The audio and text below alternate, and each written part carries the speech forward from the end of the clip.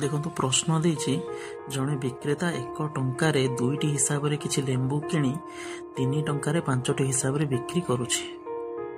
तो आम लिखा 2टीर किणा दाम हेउछि 1 टंका एवं 5टीर बिक्री दाम हेउछि 3 टंका।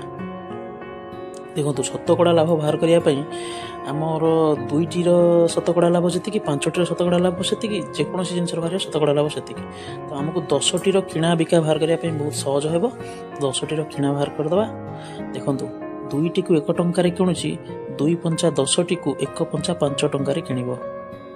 ठीक सेमिति 5टी को 3 टंकार बिकुची 10टी को 3 दूने 6 टंकार बिकिब। तो ये आम लाभ पाईगले 5 टंकार किणला 6 टंकार बिकिला लाभ है 1 टंका। तो शतकड़ा लाभ बाहर करवा।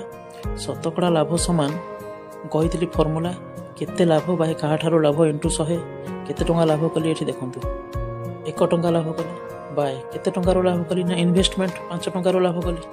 तो 1 टंका बाय 5 टंका इंटू 100 ये 5 रे काटिदेले 120 तेणु ये 20% लाभ है।